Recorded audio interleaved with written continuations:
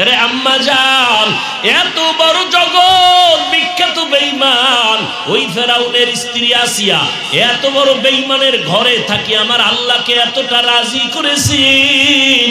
রহমতের নবী বলেন কিয়ামতের দিন আমি মুহাম্মদের সাথে আসিয়ার সাথে বিয়া হয়ে যাবে। এরে আম্মা জানেরা, এত বড় বেঈমানের ঘরে থাইকা যদি আসিয়া আমার আল্লাহকে আপন বানাইয়া যাইতে পারেন, আপনার স্বামী তো ফেরাউনের মতো খারাপ না। আপনি কি পারতেন না স্বামীর ঘরে আইসা নামাজ পড়ে দোয়া করবেন, স্বামীর মাল হেফাজত করবেন, পর্দা করবেন, নামাজ পড়বেন, আর মোবাইলে সময় নষ্ট করবেন না, সন্তানটাকে আদর্শওয়ালা ডাক্তার বানাবেন, ইঞ্জিনিয়ার বানাবেন? চাইলেই তো পারতেন রে আম্মা জান, এখনো কি পারেন না? এই এলাকায় আপনার মতো কত মা এখনো আছে বেপর্দায় চলে না, নামাজ ছাড়ে না, স্বামীর মাল নষ্ট করে না, মোবাইলের সময় নষ্ট করে না।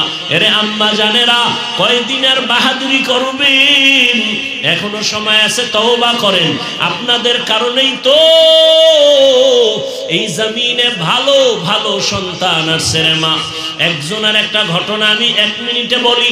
ভারতের জমিনে মদিনাতুল মুনাওয়ারা থেকে একজন আল্লাহর ওলি আসছেন, আপনারা তার নাম সবাই জানেন, খাজা মঈনুদ্দিন চিশতি আজমিরি রহমাতুল্লাহ আলাইহি। ঘুরিয়া ঘুরিয়া ভারতে দাওয়াত দিয়া লক্ষ লক্ষ লক্ষ বিধর্মী তার হাতে মুসলমান হয়ে গেল। আম্মা জানের সামনে মঈনুদ্দিন আনন্দ করে। আম্মা জান বলে, রে মঈনুদ্দিন এত আনন্দ কেন? বলে, মা আমার হাতে লক্ষ লক্ষ বিধর্মী কালেমা পড়েছে। মা ডাক দিয়ে কয়, বাবা এটা তোমার কোনো বাহাদুরি না, আমি মায়ের অবদান। মঈনুদ্দিন বলে, আম্মা জান তোমার অবদান কি? মঈনুদ্দিনের মা চোখের পানি ছেড়ে কাঁদেন আর বলে, রে বাবা তুই আমার গর্ভে যেদিন আসছো ওই দিন থেকে আমি রাতের বেলা ঘুমাইতাম না, আমি সেজদায় পড়ে কান্না করতাম আর মালিকের দরবারে দোয়া করতাম, হে মালিক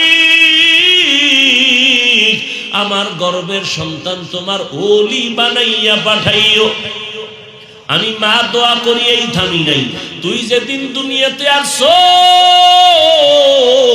আমি মা তোরে আমি যতবার দুধ পান করাইছি আল্লাহর জাতের কসম 1 ফোঁটা দুধ তোর মুখে আমি বিনা ওযুতে দেই নাই। ও পর্দার আড়ালের আম্মা জানেরা, আপনার বাচ্চাটার কি হালাত? মঈনুদ্দিনের মা বলে, 1 ফোঁটা দুধ বাচ্চা তোর মুখে বিনা ওযুতে দেই নাই। এমন বাচ্চা আল্লাহর প্রিয় ওলি হবে না তো কে হবে? এরে আম্মা জান, আপনার দোয়া, চোখের পানি আর মেহনতেই তো সন্তান ভালো হবে। এখনো সময় আছে, তওবা করেন আর বেপরদায় চলবেন না, স্বামীর মাল নষ্ট করবেন না। আরে আসলে মাল তো স্বামীর না, একটা মাও বুঝে না যে এই সম্পদ স্বামীর না। প্রত্যেকটা স্বামী টাকা পয়সা কামায় নিজের জন্য না, সব তার পরিবারের জন্য, ছেলে মেয়ের জন্য, স্ত্রীর জন্য। কোন স্বামী নিজের জন্য কিছু করে না। ঈদের বাজারে সন্তানের যদি জামা না দিতে পারে, বাবার চোখে পানি, নিজের জামা কেনার কোনো চিন্তা নাই। সন্তানের যদি একবেলা খানা দিতে না পারে, বাবার মনে কষ্ট, নিজে না খায়া থাকলে কষ্ট লাগে না? যত কামাই রুজি রাত নাই দিন নাই মেহনত করিয়া করিয়া সব সন্তানের দেয়, স্ত্রীকে দেয়। ও আমার যুবক, তুমি বাবার টাকা বাতাসে উড়াইও না, এটা তোমার বাবার না। বাবায় মরিয়া গেলি তো সব তোমার হয়ে যাবে, স্বামী মরে গেলে সব স্ত্রীর হয়ে যাবে। অতএব স্ত্রী স্বামী মনে কইরা টাকা নষ্ট করিও না, তোমার বাবার টাকা মনে করে নষ্ট করিও না, বরং বাবার সম্মানের টাকা তোমার, স্বামীর সব অর্থ সম্পদ স্ত্রী তোমার। অতএব হালাল বিহি ওয়া নাহান নাফসা আনিল হাওয়া ফা ইন্নাল জান্নাতা হিয়াল মাওয়া। আল্লাহর আদালতে দাঁড়াইয়া হিসাব দেওয়ার ভয়। যারা দুনিয়াতে নিজেকে গুনাহ থেকে বাঁচাবেন, আল্লাহ তাআলা বলেন আমি ওয়াদা করলাম তাকে বিনা হিসাবে জান্নাত দিব। এরে পর্দার আড়ালের আম্মা জানেরা, আপনাদের সন্তানদের যতটা কথা বললাম এগুলো কোনোদিন কাজে লাগবে না যদি আপনি একটু দোয়া না করেন, চেষ্টা না করেন। কারণ এই দুনিয়ায় যত সন্তান ভালো আছে সব মায়ের অবদান, বাবার দোয়ার কারণে। গাছ ভালো হলে ফল ভালো হয়। এর আম্মা জান, আপনাদের কারণে এই দুনিয়ার সন্তানগুলো ভালো হওয়া সম্ভব। এ কারণেই তো আপনাদের সম্মান বেশি, কারণ আপনারা নবীদের মায়ের মতো দামি মা, সাহাবায়ে কেরামদের মায়ের মতো দামি মা, আপনারা হাফেজে কোরআন আলেমে কোরআনদের মায়ের মতো দামি মা। আপনারা তো খাদিজা রাদিয়াল্লাহু তাআলা আনহার মতো নারী, ফাতেমা রাদিয়াল্লাহু তাআলা আনহার মতো নারী, আয়েশা রাদিয়াল্লাহু তাআলা আনহার মতো নারী। আপনারা তো ইসমাঈল নবীর মা হাজেরা আলাইহা সালামের মতো দামি নারী। আপনারা তো ঈসা নবীর মা মারিয়াম আলাইহা সালামের মতো দামি নারী। এই দুনিয়াতে আল্লাহর বড় একটা দুশমন ছিল ফেরাউন। জানেননি তার স্ত্রীর নাম কি? আমার আল্লাহর, সবই আমার আল্লাহর বানানো জমিন। তবে মসজিদের জমিনটা বড় দামি। সবই আল্লাহর বানানো জমিন। বাইতুল্লাহর পার্শ্বের জমিন বড় দামি। হোমনা এলাকার সব জমিন তো আমার আল্লাহর জমিন। তবে এই জমিনটা আল্লাহর কাছে দামি বলে কেন? বলে এখানে কোরআনের মজলিস যতক্ষণ চলবে অনবরত আল্লাহর রহমত অবতীর্ণ হবে। আপনাদের অঞ্চলের সব ঘর বড় দামি, তবে কোরআনওয়ালা মাদ্রাসার ঘর বড় দামি। দুনিয়ায় সব মসজিদ আমার আল্লাহর ঘর, তবে বাইতুল্লাহ বড় দামি। আপনাদের এখানে পিপিলিকার অভাব নাই, সব আল্লাহর মখলুক। তবে সুলাইমান নবীর সাথে সম্পর্কের পিপিলিকা দামি। আপনাদের এলাকায় কুকুর আছে, সব আল্লাহর মখলুক। তবে আসহাবে কাহাফের সাথে সম্পর্কের কুকুর বড় দামি। আপনাদের এলাকায় গরু গাভীর অভাব নাই, সব আল্লাহর বানানো মখলুক। তবে মূসা নবীর সাথে সম্পর্কের গাভী বড় দামি। নদীর মধ্যে মাছ আছে বড় দামি। আমগো জাতীয় মাছ কি? ইলিশ মাছ বড় দামি। তবে আল্লাহর কাছে দাম নাই, আল্লাহর কাছে ওই মাছ দামি। ইউনুস নবীরে যেই মাছ পেটে নিয়েছে ওই মাছ দামি। বলে কেমন দামি? এই মাছ আল্লাহর জান্নাতে যাবে। মুসা নবীর সাথে গাভী জান্নাতে যাবে। সুলাইমান নবীর সম্পর্কের পিপিলিকা জান্নাতে যাবে। আসহাবে কাহাফের সম্পর্কের সোহবতওয়ালা কুকুর জান্নাতে যাবে। পাখি উড়তেছে উপরে, কত দামি পায় না? সুলাইমান নবীর সাথে সম্পর্কের হুদহুদ বড় দামি, আল্লাহর জান্নাতে যাবে। জমিনে উট আছে, উটনি আছে, সব আল্লাহর বানানো। তবে নবীজি যেই উটে সফর করেছেন ওই উট জান্নাতে যাবে। সালেহ নবী দোয়া করেছেন, আল্লাহ পাহাড় থেকে উটনি বের করে দাও। ওই উটনি সালেহ আলাইহিস সালামের দোয়ার কারণে বের হয়ে আসছে। পাথরের পাহাড় থেকে উটনি চলে আসছে। ওই উটনি আল্লাহর জান্নাতে যাবে। গাধা, ওই উযায়ের আলাইহিস সালামের সফর করা গাধা আল্লাহর জান্নাতে যাবে। জমিনের মধ্যে মানুষ সব আল্লাহর বানানো। তবে যারা ঈমানওয়ালা, কালেমাওয়ালা, তাকওয়াওয়ালা, তারা আল্লাহর কাছে এত দামি, এরা বিনা হিসাবে জান্নাতে যাবে।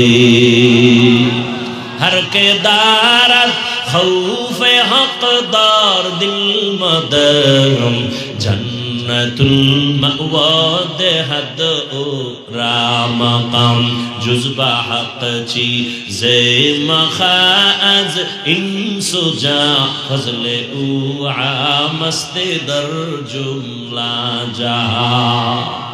अल्लाह ताला मर्यादा बाড়াবেন কেমনে? এক মর্যাদা মানুষের পরস্পরে একে অন্যের তুলনায় দামি। এবার কয় তাকওয়াওয়ালারা সবার থেকে দামি। বলে হ্যাঁ, ইন্না আকরামাকুম ইনদাল্লাহি আতকাকুম। সবাই তো তাকওয়াওয়ালা, এদের মধ্যে কি আবার কোনো 1 2 3 ক্লাস আসেনি? কয় হ্যাঁ, সমস্ত তাকওয়াওয়ালাদের মধ্যে সর্বশ্রেষ্ঠ নবীদেরা, আম্বিয়ায়ে কেরাম, রাসূলেরা, এরপরে সাহাবায়ে কেরাম। এবার আসেন উম্মতের মাঝে, এদের মধ্যে কারা এক? কয় না, এদের মধ্যে কম বেশি আছে। কেন? কয় যে বেশি বিনয়ী হবে আল্লাহ তার মর্যাদা বাড়াবেন। মর্যাদা বাড়ানোর মানে কি?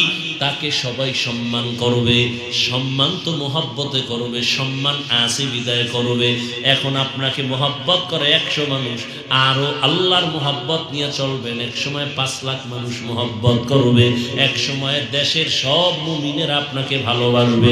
আরো যদি বিনয়ী হইয়া চলেন, আল্লাহ আরো মর্যাদা বাড়াবে। এখন আপনাকে শুধু মুমিন ভালোবাসে, এরপরে বেঈমানেরাও আপনাকে ভালোবাসবে। এক পর্যায়ে যদি আরো বিনয়ী হয়ে চলেন, আল্লাহ আরো মর্যাদা বাড়াবেন। বলে কেমন? এখন শুধু আপনাকে মানুষ ভালোবাসে, এক পর্যায়ে দেখবেন আপনাকে জঙ্গলের প্রাণীরাও ভালোবাসবে। জঙ্গলের প্রাণী আপনার কথা শুনবে। উজানির জমিনে ঘুমন্ত ওলিয়ে কামেল কারি ইব্রাহিম রাহমাতুল্লাহ আলাইহি, নোয়াখালীর জমিনে তার বাড়ি ঘর, বাবার কোটি টাকার সব ফালাইয়া দেওবন্দে চলে গেলেন। ওখানে আলেম হইয়া বিশাল ইতিহাস জানেন, দেশে আসছেন। ওই কারি ইব্রাহিম আল্লাহর প্রিয় আর একজন গোলাম রশিদ আহমদ গঙ্গুহির হাতে গড়া ছাত্র। ওই চাঁদপুর জেলার কচুয়া থানার উজানি এলাকায় জঙ্গলে ঢুকলেন পরিষ্কার করার জন্য, কিনে নিলেন থাকার জন্য, খানে কা বানাবেন। গিয়া দেখে ভেতর একটা গম্বুজ দেখা যায়, একটা বাঘ তার বাচ্চারে দুধ পান করায়। কারি ইব্রাহিম বলে, এই বাঘ, এখানে বনিয়াদম আসছে, তুমি তোমার গন্তব্যে চলে যাও। বলতে দেরি, বাঘ তার বাচ্চা কাঁধে নিয়ে রওনা হতে দেরি করে নাই। এখন আপনি বয়া বয়া প্রশ্ন করবেন, এটা কি গাঞ্জাখুরি কথা যে বাঘে দৌড় দিছে? এবার তোমার মেধাকে আমি প্রশ্ন করি, তুমি কত মহাপণ্ডিত, আমাকে জবাব দাও। এলাকার মধ্যে গরু দিয়া চাষাবাদ করেনি মানুষ, যারা গরুর হাল চাষ করে এরা কি বড় শিক্ষিত বুজুর্গ। থার্ড ক্লাসের মানুষগুলো চাষি যাদের বলে, এই যে চাষিরা গরু দিয়া হাল চাষ করায়, বলেন জানা থাকলে জবাব দেন, সত্য কথা বলেন। একটা সাধারণ মানুষ, নামাজ নাই, তেলাওয়াত নাই, এমন একটা চাষি যদি গরুর সাথে কথা বলে, গরু শুনেনি? শুনে? যদি চাষি গায়ে গরু দাঁড়া, দাঁড়ায়নি, গরু ডানে যা যায়নি, গরু বামে যা যায়নি। একটা বেনামাজি চাষির কথা যদি গরু শুনে, একজন আল্লাহওয়ালা, তাহাজ্জুদওয়ালা, তাকওয়াওয়ালার কথা কেন বাঘ শুনবে না? খাকো বাদ আবো আতিশ বান্দা বামানো তু জিন্দাবাহ মুরদা মান কানা লিল্লাহ কানাল্লাহু লাহ। আল্লাহর কাছে প্রিয় কোন জিন না, কোন ফেরেশতা না, একমাত্র মানুষ। আর এই মানুষের ভেতরে আল্লাহর কাছে সব থেকে বেশি প্রিয় যারা তাকওয়াওয়ালা। আর তাকওয়াওয়ালা আল্লাহর কাছে কত প্রিয় জানেননি? ক্বালা রাসূলুল্লাহ সাল্লাল্লাহু আলাইহি ওয়া আলিহি ওয়াসাল্লাম লাউ আকসামা আলাল্লাহ লা আবাররা। আল্লাহর নবীকে আল্লাহ জানায় দেয়, আমার প্রিয় বান্দা যারা তাকওয়াওয়ালা, এদের কাছে আমি আল্লাহ কতটা দুর্বল মায়ার কারণে ওরা যদি কসম কইরা কয়, ও আল্লাহ এখন বৃষ্টি হবে, আমি আল্লাহ এখনই বৃষ্টি দিব। আমার প্রিয় বান্দার কাছে আমি দুর্বল। আর আমার তো আলাদা মোহাব্বতের ছেলেও নাই, মেয়েও নাই, মানুষ আমার প্রিয়। আর এই মানুষের মধ্যে যারা চূড়ান্ত গুনাহ করে না, এরা আমার কাছে আরো প্রিয়। এরা যা চাইবে আমি আল্লাহ ওয়াদা তার সাথে সাথে দিব।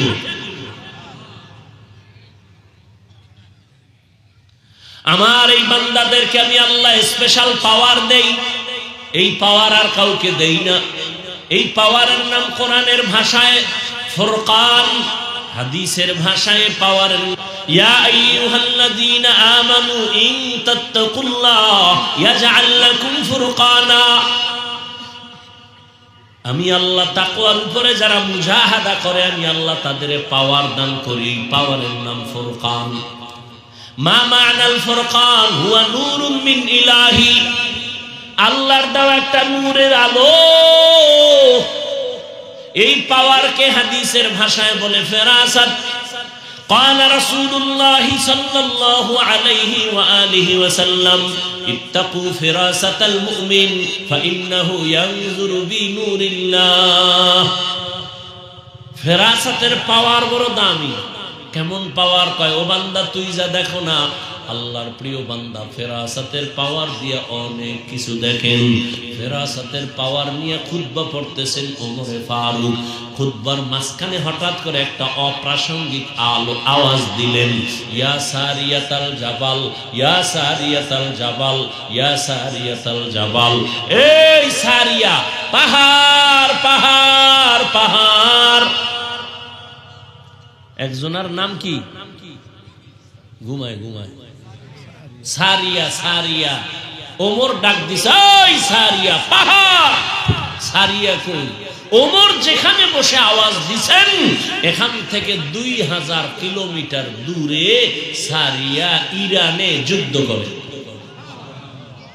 কত দূর? সারিয়াকে বলা হলো, ওমর যে চিল্লানি দিছিল শুনছো? কাছে বসে যেমন শুনে এমনই শুনছি।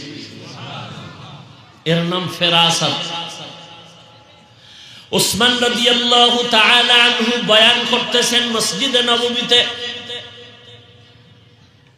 গালেবান আব্দুল্লাহ ইবনে মাসউদ রাদিয়াল্লাহু তাআলা আনহু কিছুক্ষণ পর ভেতরে এসে ঢুকলেন। বাজারে গেছিলেন। উসমান বয়ান করতে করতে হঠাৎ করে বললেন, মজলিসের একটা মানুষ আছে যার চোখের মধ্যে জেনার আসর লাগানো। চোখের মধ্যে জেনার আসর মানে বেগানার সাথে বাজারে গেছে তো দেখছে। ইবনে মাসউদ চিন্তা করে, উসমান জানলো কেমনে একটা বেগানার চোখে আমার চোখ লাগছে? জিব্রাইল আইলো নি, উঠে গেছে কাছে গিয়া কা হযরত জিব্রাইল আইছে? কয় না তো। নবুয়তের দরজা কয় বন্ধ। ওহিও নাই। তো আপনি জানলেন কেমনে? চোখের মধ্যে জেনার আসর লাগানো। নবুয়তের দরজা খোলা নাই, বন্ধ। ওহির দরজা বন্ধ, তবে ফেরাসাতের দরজা তো বন্ধ না। আউলিয়ারা কারে উকবা ইখতিয়ার, জাহেলারা কারে দুনিয়া ইখতিয়ার। মাইলে মোমেন সোয়ে মোমেন মিশাওয়াত, মাইলে কাফের সোয়ে কাফের মিশাওয়াত। খারাপ লাগতেছে আপনাদের? ইত্তাকিল মাহারিম তাকুন আ'বাদান নাস। হাদিস নিয়ে কয়েকটা কথা বললাম। আল্লাহ আমাকে আপনাদের সবাইকে সহিহ বুঝ দান করেন। আমিন কইবেন না? এই যত বয়ান টয়ান চলতেছে মূল মাকসাদ একটা বুঝ ঠিক করা। বুঝ ঠিক হয়ে গেলে আপনি স্কুলে পড়লেও দাড়ি উঠে যাবে। কি এই সমস্যা? কি বুঝ কম, বুঝের অভাব। বয়ান তো আপনারা জানেন, আমরা কি কই এগুলি আপনারা জানেন না, মানেন না কেন? বুঝের অভাব। যখন বুঝটা ঠিক হয়ে যাবে তখন সে প্রফেসর হলেও দাঁড়িয়ে রেখে দিবে, ইঞ্জিনিয়ার হলেও সে কোরআন তেলাওয়াত শুরু করবে, পাগল হয়ে যাবে কোরআন তেলাওয়াতের জন্য। আর বুঝ যদি ঠিক না হয় তাহলে পাগড়ি লাগাইয়াও আলেম রেগালি দিবে। আর বুঝ ঠিক নেই। এজন্য রাসূল বলেন, মাইয়ুরিদিল্লাহু বিহি খাইরান ইউফাক্কিহু ফিদ্দীন। আল্লাহ যাকে মোহাব্বত করেন তাকে তাফাক্কুহ ফিদ্দীন দান করেন। এক বরকত হলো তাআল্লুম ফিদ্দীন, আর একটা হলো তাফাক্কুহ ফিদ্দীন। তাআল্লুম ফিদ্দীন এটা যে কেউ হতে পারে, আম হিন্দু ইসলাম সম্পর্কে অনেক জ্ঞান অর্জন করতে পারে, কিন্তু তাফাক্কুহ ফিদ্দীন এটা খাস, এটা সবাই পায়। এই কারণে এত বয়ান। নাহলে আপনার আমি বয়ান করবো কেন? আপনি মুসলমান, আমিও কি? আপনার আল্লাহ আমার আল্লাহ, নবী, কথা বলেন, কোরআন, কাবা, ধর্ম, কালেমা সব এক। দুনিয়াতে আসছে সিস্টেম। বিদায় বেলা কাফনের সংখ্যাও পুরুষের 3, মহিলার 5। কালার হবে আলাদা। সবার কালার কি হবে? এই কালার কি হবে? তো কালার নিয়ে কিলেকিলি করো কেন? চলেনি কিলাকিলি। মরণকালে কাফনের কালার সবার, শুধু তাবলীগওয়ালাদেরটা আলাদা কালার না সবাই? তো মরার আগে কালার নিয়ে কিলাকিলি কেন? কে কালো কে সবুজে কিলাকিলি কেন? বুঝের অভাব। কিসের অভাব? বুঝের অভাব। সহি বুঝ নাই। আল্লাহ এক, নবী এক, কোরআন এক, কাবা এক, ধর্ম এক, কালেমা এক, কাফনের কালার এক, কবরের সাইজও হবে এক। না আপনাদের এলাকায় এক বড়? সবার কবরের সাইজ হবে এক, কবরের প্রশ্ন তিনটা তাও এক। আমি হুজুরকে যা বলবে আপনাকেও তা বলবে। রবের পরিচয় দাও, ধর্মের পরিচয় দাও, রাহমাতুল লিল আলামিনের পরিচয় দাও। আপনারা মুসলমান, আমিও মুসলমান, আপনার আমার আল্লাহ এক, নবী এক, কোরআন এক, কাবা এক, ধর্ম এক, কালেমা এক। আপনাকে বয়ান করব কেন? আজকে তো হিন্দুদের বয়ান করা দরকার, খ্রিস্টানদের দরকার, কারণ ওরা আল্লাহ চিনে না, নবী চিনে না, কোরআন বুঝে না। বয়ান তো ওদের করবো, আপনাদের কেন? কেন মানি 12 মাস কুত্তার মতো দৌড়াইতে দৌড়াইতে নিজের ঘরের চিন্তা নাই, বউয়ের চিন্তা নাই, মাইয়া পোলার খবর নাই, টাইম নাই, ঘুম নাই, খানা নাই, পাগলের মতো দৌড়ার দৌড়। আমি একা, হাজারো আলেম আপনাদের পেছনে দৌড়ায়, তাবলীগওয়ালাদের মেহনত, পীর মাশায়েখের মেহনত, জুমার খতিবের মেহনত, আমাদের বক্তাদের মেহনত, এত মেহনত, এত মেহনত। 12 মাস একদিনও বন্ধ নাই। কিসের বৃষ্টি আর কিসের রৌদ্র, চলছে চলছে বয়ান। ফজরের পরে বয়ান, জোহরের পরে বয়ান, মাগরিবের পরে বয়ান, সারা রাত বয়ান। এরপরেও কেন মাঠের আমলের খাতা শূন্য? পাও ধরে ধরে তো বলি নাই আমার মতো 5 কল্লি লাগাও। এই যে এতক্ষণ চিল্লাইছি রে যুবক, একবারও বলি না আমি কওমি মাদ্রাসার সন্তান, সবাই কওমি মাদ্রাসায় যাও, স্কুলে তালা লাগাও বলছি? মোনাজাত পর্যন্ত বলবো না, কোনো টেনশন নাই। আমি তাবলীগের লাইনের সন্তান, একবারও বলি নাই তাবলীগে যাও। আমি পীর সাহেবের মুরিদ, কিন্তু একবারও বলি নাই পীরের কাছে যাও। তোমার আমল কেন এত দুর্বল? এত মেহনতের পরেও কেন দুর্বল? অথচ 12 মাস না, ফজর জোহর দরকার নাই, প্রতিদিন যদি আমাকে লাগায় দেয় 1 ঘন্টা করে বয়ান করব।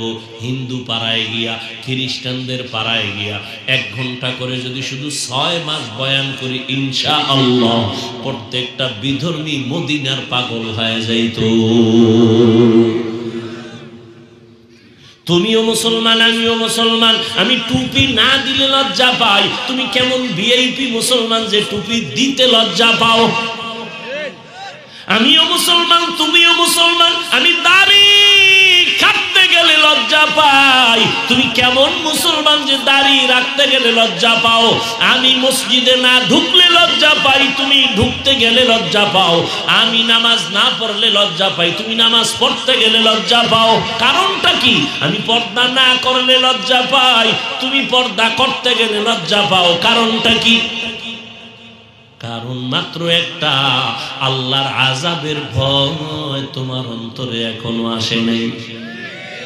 আল্লাহর শাস্তির ভয় যখন আসবে, একটা সন্তান যখন মা বাবার শাস্তির ভয় পায়, মা বাবার সামনে অন্যায় করে না। একটা ছাত্র যখন বুঝে আমি অন্যায় করলে আমারে শিক্ষক মারবে, তখন আর অন্যায় করে না। একটা আসামি যখন ভাবে পুলিশ আমারে গ্রেফতার করতে বাড়ি আসতেছে, ওর খানা দানা সব বন্ধ, অন্যায় করবে না। ঠিক মানুষ যখন অন্তরে ঢুকাইবে আমার আল্লাহর আদালতে যাইতে হবে, জবাব দিতে হবে, এই ভয়টা যখন ঢুকবে, তখন বান্দা গলায় ছুরি লাগাবে, দাড়ির মধ্যে ছুরি লাগাবে না। हर के दार खौफे हकदार दिल मदर जन्नतुल मवाद हद রামাকাম। এই যে এতক্ষণ বয়ান করলাম, বলো আমি কোনো আমার কোনো দলের পক্ষে ডাকছি? আসো ডাকছি? আমি কোনো দলের পক্ষেই তো ডাকি নাই রে বাবা। আমি তো যাই বলতেছি মদিনার রঙে রঙিন হও রে মুমিন। কয়দিন আর বাহাদুরি করবা? মহামারী করোনায় যুবকের লাশ, ছাত্র জনতার আন্দোলনে যুবকের লাশ, বিছানায় যুবকের লাশ, পানির নিচে, গাড়ির নিচে যুবকের লাশ। কয়দিন আর যৌবনের বাহাদুরি করবা? তুমি স্কুলে পড়ো, ধন্যবাদ। তুমি কলেজে পড়ো, আলহামদুলিল্লাহ। চাকরি করো, আলহামদুলিল্লাহ। ব্যবসা করো, আলহামদুলিল্লাহ। তোমাকে আমি বলবো যুবক, স্কুলে পড়ো, স্কুল ছাড়িও না, কলেজ ছাড়িও না। আমি দোয়া করে গেলাম, এখানে কত মানুষের আমিন কবুল হয়ে যাবে। আমি কলিজা দিয়ে দোয়া করি, ডাক্তার হও, ইঞ্জিনিয়ার হও, প্রফেসর হও, সাংবাদিক হও, ব্যবসায়ী হও, চাকরিজীবী হও, তবে একটা দাবি, বেয়াদব হইও না। তোমার ব্যবহারে কোনোদিন যেন মা বাবা কষ্ট না পায়, তোমার আচরণে কখনো যেন আলেম কষ্ট না পায়, তোমার আচরণে কখনো যেন তোমার শিক্ষকেরা কষ্ট না পায়। কারণ এই তিন জায়গার থেকে যদি বরদোয়া চলে আসে, আল্লাহর জাতের কসম, মরার আগে পঙ্গু হয়ে যাবি। মা বাবার বরদোয়া যদি লেগে যায়, তুই মরার আগে শেষ। মরবি না, কিন্তু জীবন ধ্বংস হয়ে যাবে, ধুকে ধুকে বিছানায় কাঁদবি। শিক্ষকের বরদোয়া যদি লাগে, লেখাপড়ার জগৎ থেকে হারিয়ে যাবি। আলেমদের কষ্ট দিয়ে যদি বরদোয়া নেও, মরার আগেই তোর জিন্দেগি পতন শুরু হয়ে যাবে। ডাক্তার হও, বেয়াদব হইস না। ইঞ্জিনিয়ার হও, বেয়াদব হইও না। প্রফেসর হও, বেয়াদব হইও না। ব্যবসায়ী হও, বেয়াদব হইও না। চাকরিজীবী হও, বেয়াদব হইও না। বিশেষ করে তিন জায়গায় বেয়াদবি করবাই না, তাহলে গজব শুরু হয়ে যাবে। মা বাবা, শিক্ষক, ওলামায়ে কেরাম। কারণ এই তিনজন তোমাকে মানুষ বানাবার পেছনে এই তিনজনের অবদান। মা বাবার চোখের পানি তোমাকে মানুষ বানিয়েছে, শিক্ষকের অক্লান্ত মেহনত।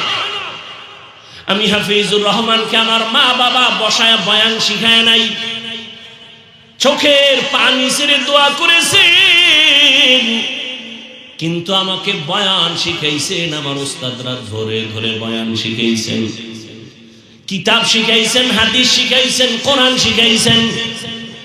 আর উলামায়ে কেরাম, আমার মুরব্বী, হাতে হাত ধইরা চোখের পানি ছেড়ে দোয়া করেছেন। উজানির কারি ইব্রাহিম রহমতুল্লাহ আলাইহির 11তম সন্তান, 11টা ছেলের মধ্যে শেষ কারি মনজুর আহমদ রহমতুল্লাহ আলাইহি হাত ধইরা ধইরা কাঁদছেন আর দোয়া করেছেন, ও আল্লাহ, আমার হাফিজ রে কবুল করে নেও, আমি যেন একটা বড় মাদ্রাসা ওর হাতে দেখে যাইতে পারি। আজকে ঢাকার শহরে আলহামদুলিল্লাহ অনেক বড় মাদ্রাসা করেছে, কিন্তু মনজুর সাহেবের চোখের সামনে দেখাইতে পারিনি। এরে আল্লাহর বান্দারা, এজন্য উলামায়ে কেরামের দোয়া ছাড়া চরিত্র সংশোধন হবে না। মা বাবার দোয়া ছাড়া জীবনের সফলতা আসবে না। শিক্ষকের দোয়া ছাড়া লেখাপড়ার সফলতা আসবে না রে বাবা। অনুরোধ করে বলছি রে যুবক, এখনো যদি সুযোগ থাকে দোয়া নাও, মা বাবার দোয়া নিয়ে চলো, মা বাবার থেকে দোয়া নাও, শিক্ষকের থেকে দোয়া নেও, আলেম থেকে দোয়া নিয়ে চলো। তোমার মতো যুবক সত্য কথাটা স্বীকার করিও, তাকায় দেখো, আল্লাহর ভয় নিয়ে চলার কারণে, আলেমের দোয়া থাকার কারণে, মা বাবার দোয়া থাকার কারণে, শিক্ষকের নেক নজর থাকার কারণে, তাকাইয়া দেখছুনি রে বাবা, স্কুলে পড়ে, কলেজে পড়ে, একবেলার নামাজও ছাড়ে না। নাই? তোরে কি কইলে তোর লাজ হইব বল? দরজা বন্ধ কইরা বাসায় গিয়া নিজের পায়ের জুতা খুলে কপালে বাড়ি দিবি আর বলবি তোর কপালে তো খারাপ কেন? তোর মতো যুবকটা স্কুলে পড়ে, নামাজ পড়ে, তুই পারো না কেন? নিজের কপালের নিজের জুতা দিয়ে বাইরে তো যদি একটু লজ্জা হয়। তোমার মতোই যুবক ছেলে স্কুলে পড়ে, নামাজ পড়ে, তুমি কেন পারো না বলো বাবা? তোমার মতো যুবক রাস্তায় গাড়ি চালায় নামাজ ছাড়ে না, বলো তুমি কেন পারো না? তোমার মতো যুবক সন্তান জেনারেল লাইনে পড়েছে, জীবনে মাদ্রাসায় যায় নাই, র্যাব আর্মি পুলিশ বিডিআরে চাকরি করে, ডাক্তার প্রফেসর ইঞ্জিনিয়ার, 5 ওয়াক্ত নামাজি নাই। বলো বাবা তুমি কেন পারো না? তোমার মতো বান্দা ব্যবসা করে নামাজ ছাড়ে না, চাকরি করে নামাজ বাদ দেয় না, বলো তুমি কেন পারো না? নদীর মধ্যে মাছ ধরে নামাজ ছাড়ে না, তোমার মতো বান্দা জমিনে কৃষিকাজ করে নামাজ ছাড়ে না, বলো তুমি কেন পারো না? অবশ্যই তোমার কপালে কার যেন অভিশাপ লাগছে, কার যেন বরদোয়া লাগছে, না হয় তোমার চোখে কেন পানি নাই, কেন জানি তোমার উপরে আমার আল্লাহ বেজার। আমি হুজুর হইতে বলছি, হুজুর হইতে বলছি, এর থেকে আর সহজ ভাষায় কেমনে বুঝাবো? তোর মতো যুবকটা স্কুলে পড়ে নামাজ পড়ে, তুই পারো না কেন? এমন অভিশপ্ত কপাল নিয়ে জন্ম নিছো কেন? কার অভিশাপ লাগাইছো কপালে বলো? মানুষ অন্যায় করে শখে শখে, আরে পার্কে গেলে কি জানি মজা, গেছো না কয়েকবার, এবার ফের তওবা কর। মনে শখ লাগছে, নাচ গান দেখবি, দেখছো না জীবনে বহুবার, আর কত? সারা রাত দরজা জানালা বন্ধ করে মোবাইলে সারা রাত জেনা করছো না? চোখের জেনা, কানের জেনা, জবানের জেনা, আর কত? এখনো ফিরবি না? করছো তো, মনে চাইছে নামাজ পড়বি না, পড়ো নাই, আর কত? ঝাল মেটে নাই, মনে বলছে দাড়ি কাটবি, কেটেই ফেলেছো, ঝাল মেটে নাই, এখনো তওবা করবা না? কি ভাবছো আল্লাহর কোরআন মিথ্যা? একটা প্রমাণ দে, আমি এখন দাড়ি কেটে ফেলবো, কোরআন সব আগুন দিয়ে জ্বালায় দিব। যদি প্রমাণ দিতে পারো কোরআন ভুল, আর যদি বলো না হাফিজ ভাই কোরআন ঠিক, সব ঠিক, আপনারাও ঠিক, আমরা ভুল, তো বলবো পা দুটো আগায় দে, আমি নিচে নেমে এসে পায়ে ধরি, আর দাড়ি কেটে রসুলকে কষ্ট দিস না। লাভ কি বল? দাড়ি কাটলে লাভ কি বল? একজনে দাঁড়ায় বলো যে লাভ আছে, কেউ না কাটলে আমি কাটবো, সবাই সাক্ষী, কি লাভ? আচ্ছা কার পিছনে পইরা নামাজ ছাড়ছো, কি পাওয়ার আশায়? তবে লিখে রাখ, বলতে তো পারবি না, সেই শক্তি অন্তরে নেই। যাদের পিছনে ঘুরে ঘুরে নামাজ ছাড়ছো, ওরা কারা জানো?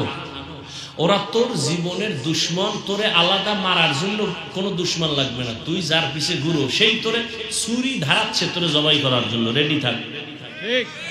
স্বার্থে আঘাত লাগলে দল থেকে নাম কাটবে না, ওই চান্দাবাজার ধান্দাবাজের বাচ্চারা তোর কল্লা কেটে ফেলবে, রেডি থাক। ওরা চান্দাবাজার ধান্দাবাজ,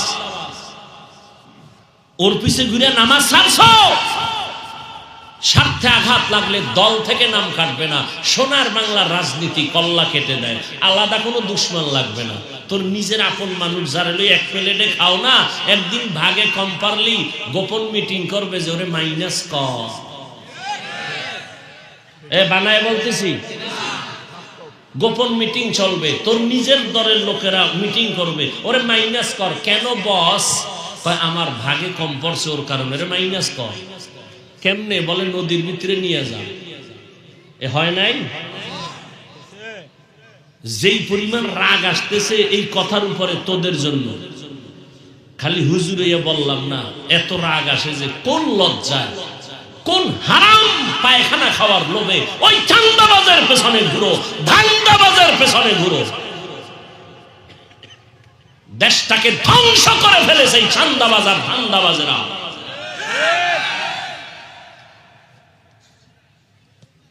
আল্লাহ হেদায়েত দান করুন।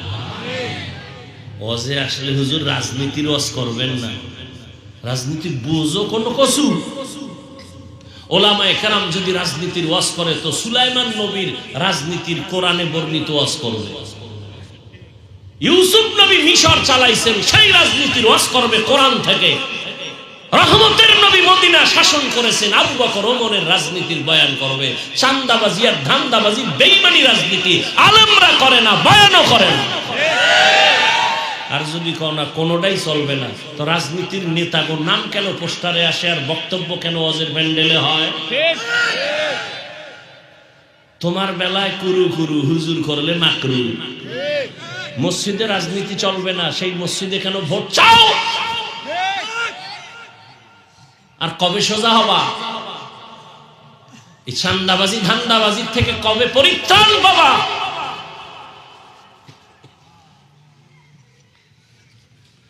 পাবা না, কারণ ওই যে পায়খানা খাইছো ভোটের আগের রাইতে, ওখানে তো ধরা।